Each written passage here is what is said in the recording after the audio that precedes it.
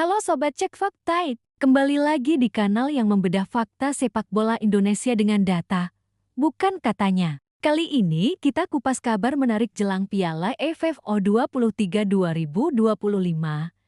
Gerald Van den Burg tetap optimis meski skuad timnas U23 Indonesia tampil tanpa beberapa nama abroad yang selama ini diandalkan. Apa alasannya? Siapa yang menggantikan? Dan apakah ini justru bisa jadi berkah untuk regenerasi Garuda Muda? Semua akan kita ulas tuntas. Daftar 23 nama Garuda Muda resmi diumumkan jelang laga perdana lawan Brunei Darussalam di Stadion Utama Gelora Bung Karno. Yang bikin heboh, tidak ada nama Rafael Struijk dan Marcelino Ferdinand, dua pemain abroad yang selama ini selalu langganan dipanggil pelatih sebelumnya, Shin Tae-yong. Van den Burg menegaskan, keputusan ini sudah dipertimbangkan matang. Ia lebih memilih memaksimalkan pemain hasil TC di Jakarta. Sementara Rafael Struijk dan Marcelino difokuskan untuk timnas senior yang punya agenda lebih krusial. Kualifikasi Piala Dunia 2026. Dalam wawancara dengan Jawa Post, Van den Burg bilang, "Saya senang dengan pemain yang saya miliki dan mereka terus berkembang. Kualitas mereka sudah membuat saya bahagia." Dia menekankan, di level U23 fokus utama bukan sekadar bintang abroad, tapi bagaimana kolektivitas tim berkembang. Baginya, regenerasi pemain harus jalan. Bintang abroad memang penting, tapi membangun pondasi pemain lokal sama pentingnya.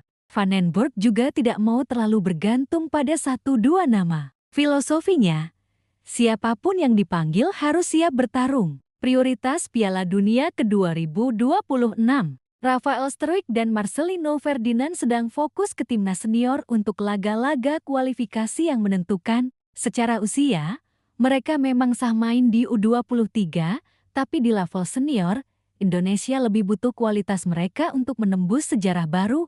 Regulasi internal PSSI juga mendukung agar timnas U23 tidak terlalu bergantung pada pemain abroad, fokus pada pembinaan talenta lokal. Tanpa dua bintang abroad, siapa motor serangan Garuda Muda? Hoki Caraka striker muda andalan PSS Sleman yang haus gol. Jens Raven pemain keturunan yang sedang naik daun.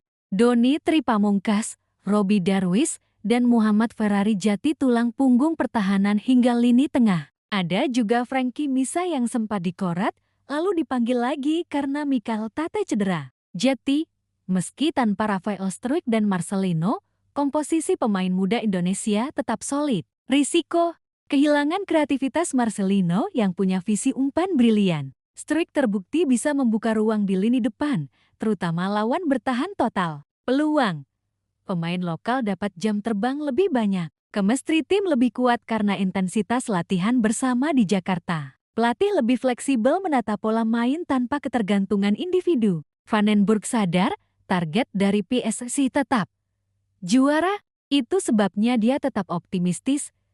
Kami harus berusaha tampil maksimal. Yang bisa kami lakukan adalah mengalahkan semua lawan, karena mereka juga akan berusaha melakukan hal serupa. Filosofi Van den Burg menekankan respek ke semua lawan, tidak meremehkan Brunei, Filipina, maupun Malaysia. Di media sosial, fans sempat kecewa karena berharap Marcelino main. Tapi banyak juga yang mendukung langkah Van den Burg supaya regenerasi jalan. Tidak membebani pemain abroad dengan jadwal ganda. Lebih fair bagi pemain lokal yang berlatih sejak awal TC. Tanpa Struijk dan Marcelino, permainan Indonesia tetap mengandalkan pressing tinggi, build-up cepat, dan crossing dari flank. Van den Burg harus pintar memanfaatkan momentum. Cetak gol cepat lawan Brunei untuk tes mental pemain pelapis. Rotasi pemain untuk menjaga kebugaran lawan Filipina dan Malaysia. Lini tengah jadi kunci, disinilah Robby Darwish dan Doni Tri Pamungkas wajib main konsisten.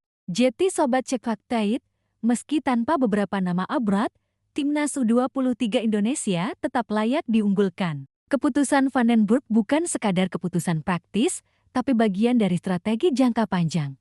Mencetak pondasi generasi baru Garuda Muda, mengamankan pemain kunci untuk target besar.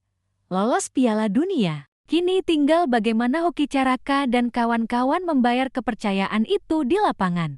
Halo Sobat Cek Fakta, kamu setuju sama keputusan Van den Burg? Menurut kamu, siapa bakal jadi motor Garuda Muda di Piala AFF U23 2025 ini? Tulis di kolom komentar. Jangan lupa like, share, dan subscribe. Sampai jumpa di bedah fakta selanjutnya, hanya di Cek Fakta.